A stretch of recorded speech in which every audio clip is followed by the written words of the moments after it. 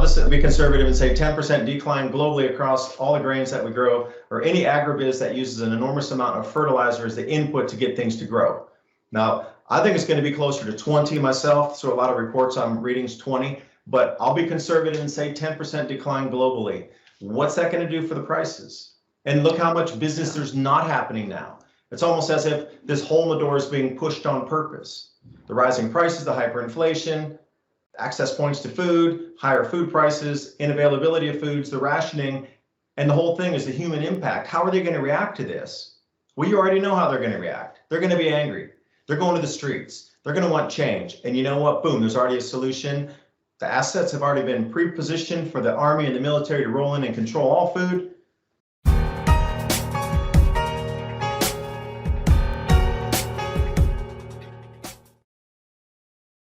Hello, this is Jeff Nyquist, and with me is David Dubine. Hi, David. How are you doing tonight?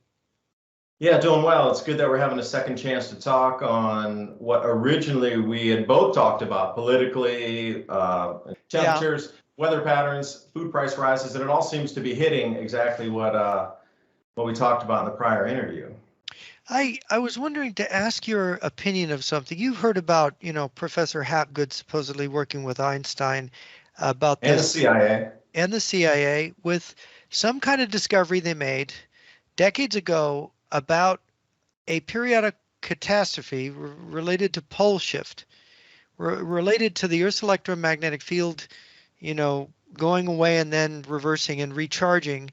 Something happens then, and they've been keeping it secret, haven't they?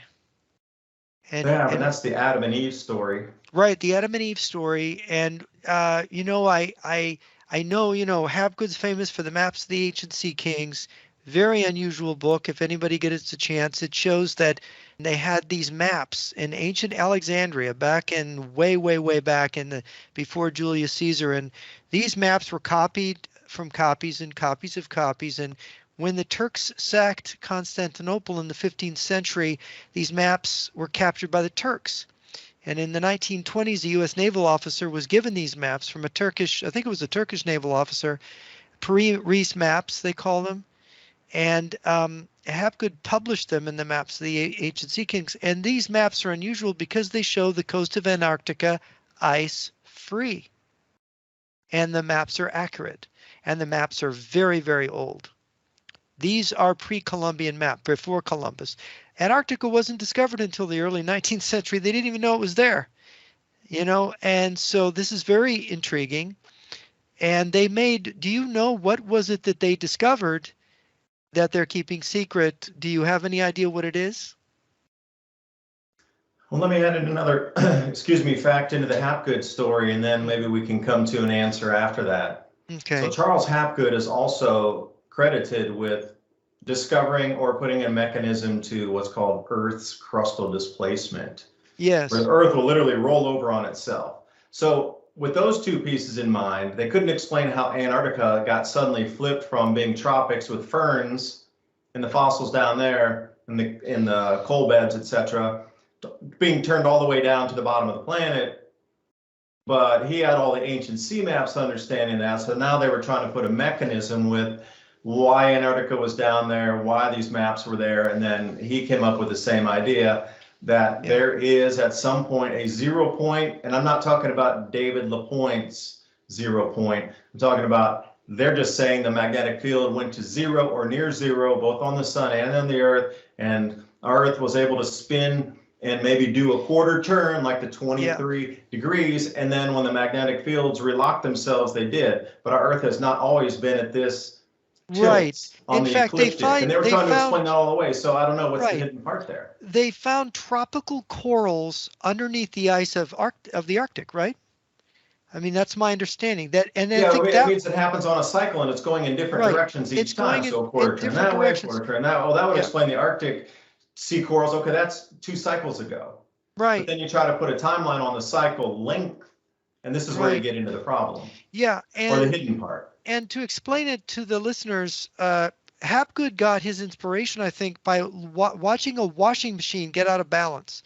And I think all of us who have done laundry, you put too much and you put your lumpy laundry in the laundry, and it spins like the earth spins, You got the your laundry washing machine, it goes around, and when it goes in the dry cycle, it spins around really fast. And if that load is out of balance, you can watch your washing machine literally jumping up and down and banging and booming and just completely going into convulsions because it's out of balance and it's just going haywire.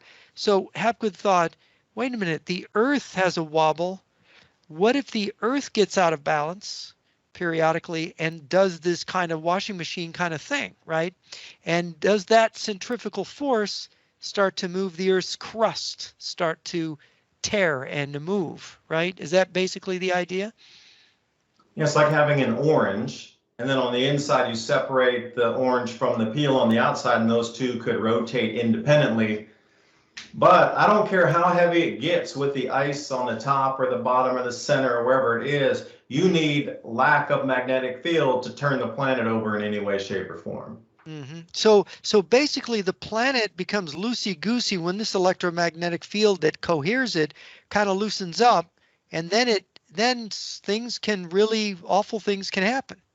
Doesn't loosen up, it goes to zero, and that's how that affected it. The only possible time it is if it's a zero magnetic field where there's no orientation of north and south.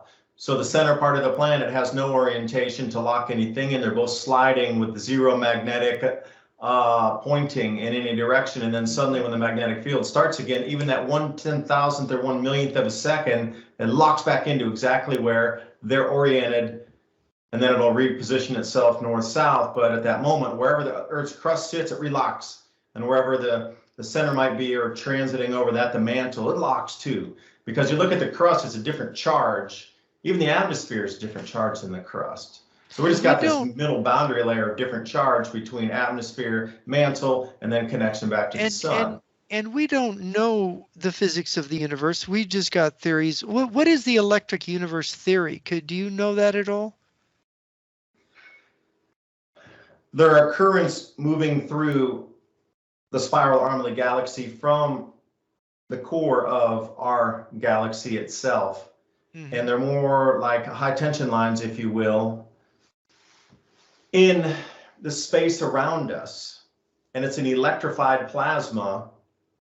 They're called Birkeland currents. There are two charges on that wind between themselves, and that's why they get the ropes or the auroral ropes. There's been a couple articles coming out just recently talking about how the Earth's sandwiched inside and encompassed in a magnetic field. They were explaining the same thing. So imagine one, like I'll go back to the coffee shop example. If you put more charge or more current into that, it's going to make something glow more highly. Okay, our sun is sitting in one of these Birkeland currents in our local star system. So the charge from elsewhere, the other end of our spiral arm of our galaxy, the center of the galaxy, whatever, has turned down that charge. And it seems to be an electrical frequency with a predictability in the cycle. And when that steps down, our sun responds to that. It steps down too. So it affects. And when it gets more highly charged, our sun steps up and has different effects, locking our jet streams in pattern and the cloud cells. I see. So it could affect a whole bunch of stars at the same time.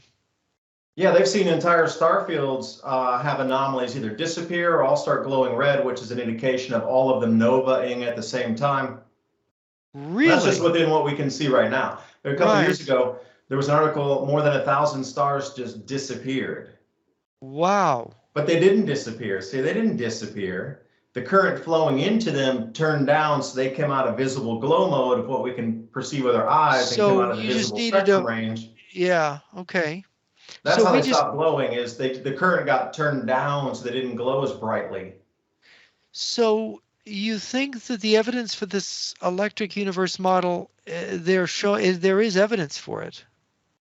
There is, because when you look at Earth's temperature and climate over 12,000, 100,000, even going back to the ice ages, it's a pulse. It almost looks like a heartbeat. It's very electrical. Yes, when you look at all these different charts going back in the past, especially the longer ones, the million-year charts that are broken down, look at about every 100,000 years, you see a pulse. It's like a heartbeat. Doom, doom. Because the Earth spends 90,000 of those years in ice state. These 10,000 years, they might make you think like it says all the time, but it's not. It's very rare. We get 10,000 years of warmth and 90,000 years of ice. Ice is the normal state of this planet. Only 10% of the entire time are we at this warmth level. Yeah, And how can you in explain fact, that coming yeah. into the ice ages and exiting the ice ages? You can't tell me every single time it's a comet hitting something to create magma that blows out and suddenly it gets hotter, or something hit the sun and we get these things on this exact frequency of 100,000 years. That's not possible. Not possible. Yeah, of course, we've been in a kind of ice age for 2 million years now. Look at the Basically, frequency of that, though. When you look at those ice age charts, it looks exactly like you've seen EKG in a hospital. yeah, for 2 million years. It's just a So coincidence, though. That's just coincidence. it's just a coincidence, yeah. So the real thing to fear is global cooling and ice, basically. No, the fear is not being able to respond quickly enough, and governments not even wanting to have the conversations, and not wanting to respond, and not getting the citizens to respond. We can adjust to the temperature changes. We can adjust our food growing latitudes. We can substitute crops. There's an enormous amount of things. Vertical indoor ag. We can take all these malls and parking garages that are not used anymore, wink, wink, and suddenly turn those into indoor agriculture centers and create jobs and do all these things. But it's the response that's the scary part. We can respond to it, but the governments do not want or are not letting, and they're distracting with so many other things when we could be coming at solutions for this. But again, probably doesn't want everybody to move into the next world. So the solutions are not forthcoming. And, conversations like this are not promoted and pushed in algorithms because it goes against the science of things getting, warmer, colder. I don't know what it is anymore. Yeah. Well, it seems to me that our institutions are failing us right now. It's a complicated subject in itself, why our institutions are failing. And is there anything else we need to cover that you can think of that we have missed here in trying to update people on this story of global cooling and where we're headed? Well, just understanding the fertilizer, it's still going to be available, but CF Industries was saying at the wholesale level, we're talking buying 1 million tons forward or whatnot. You're going to be seeing a 45% increase in the price. Now, by the time it goes to the next distribution point and then it comes out to your local co-op, or you get it in, Home Depot or whenever it gets there, it's going to be at least double or triple the price. I talk to farmers if up you can here. Get it. Yeah, I have a friend who's a farmer, and he's talking about fertilizer prices doubling or tripling. But the yields are going to go down 20%. And that's what not a lot of people are talking about. And if anybody's been following the Sri Lanka mayhem down there, see, Sri Lanka was being so woke, and they said, no more chemical fertilizers in Sri Lanka this year. So they cut off all chemical fertilizers coming in, only organics or what you made. So they set up all these village co-op programs where one village would make organic fertilizer for all the farmers around that area. But even doing that, their yields were down 50%. So then they had to save the day by bringing back chemicals to boost them, mostly potash, to kick everything into high gear for the last month and a half of maturation. But just generally across the globe, if you think we're going to go with the fertilizer production this year, we're going to get 10, I'll just be conservative and say 10% decline globally across all the grains that we grow, or any agribusiness that uses an enormous amount of fertilizer as the input to get things to grow. Now, I think it's going to be closer to 20 myself, so a lot of reports I'm reading is 20, but I'll be conservative and say 10% decline globally. What's that going to do for the prices? And look how much business there's not happening now. It's almost as if this hole in the door is being pushed on purpose. The rising prices, the hyperinflation, access points to food, higher food prices, inavailability of foods, the rationing, and the whole thing is the human impact. How are they going to react to this? Well, you already know how they're going to react. They're going to be angry. They're going to the streets. They're going to want change. And you know what? Boom, there's already a solution. The assets have already been pre-positioned for the army and the military to roll in and control all food and your life. I mean, they're going to try to control it super hard. I mean, you think it's been kind of going, there's a lot of adjectives we could use, the direction that the world's being pushed and the freedoms that are being lost. There's an enormous amount of adjectives to put in there. But I'm going to say this next 2022 and 23 are going to be hard pipe hitting years for these police and military to come in. They've been nice until now, but when it starts in the middle of 22 next year, they're not going to be nice. You're going to need to get in front of that. Learn how to grow food, buy some food, stock some food, get your communities ready, because The amount of change we're going to see is going to be once in a 2,000-year event of change happening in 3 years here, exponentially coming in at So kind of quickening. it's all like when you talk to Valentina Zarkova, you hear this thing that it is going to be in the next 2-3 years. We're going to see this change, and they're not going to be able to maintain the global warming narrative much longer, are they? No, they're going to be worried about maintaining food prices and preventing riots from overthrowing governments every day. That's going to be the new thing. Forget the global warming. How governments are going to respond to retain their power when hundreds of millions, if not billions of people go onto the streets because of this food crisis globally. Well, I would suggest that the people that have been telling us it's been getting warmer are going to get overthrown, because everyone's going to say, you lied to us. You said it was getting warmer, and that would be good for growing food, but it's getting colder, and you knew, right? Isn't that what's going to happen? Well, that's one way to look at it, is pointing the finger, blaming everybody. We're past that. It's action time. See, governments should be stepping up this very second, and on the next hour's newsfeed, we should be seeing solutions for growing, explaining what the problem is, explaining where we need to go, and how we can each take action in our communities based on the latitude you live. Like, there should be daily reports of what species can grow in your latitude, how much rainfall there is, what kind of government subsidies could there be for water and fertilizer, putting out a greenhouse. They're paying you to put solar panels. Why aren't we all being paid to put greenhouses out? And why aren't we being paid to put barns and raise our own chicken and get all these things into, not me raising 7 chickens and 9 ducks or something, but having an area for the community to do it, and everything being pushed for our own food self-sufficiency. But none of that is forthcoming. None of it. No, it's not happening. No, there's not. So I just look at this and say, well, this is the turning point. Since nothing's been done to this point, then you're going to have to take action on your own, because nobody's coming to help you. If a seal pops out of the ice, or you take you know what I mean? It's going to be like that for 2 to 3 years on the planet, the whole planet. Which is interesting, talking about Shackleton. Yeah, it's a global Shackleton event. Yeah. We're going to all have to learn how to eat penguin. Basically, or be Nanook of the North, and let's see, how do you make an igloo? Let's learn. When you realize that people have survived in all kinds of conditions, and they do, that some people will adapt and survive, and others will not. And it does seem that's where we're headed, for sure. Well, very good. I'm not going to be one of those, and the message I can give out as long as I still have breath is, please get ready, because if you're more ready and our communities are more ready, we're all going to get through this way, way, way better. So it's not about me stocking food in my basement and surviving it while you have a terrible time. It's not like that. It's about trying to get as many people on board as you can, so everybody can have an easier life moving through this, working together. The more people prepared, the better for me.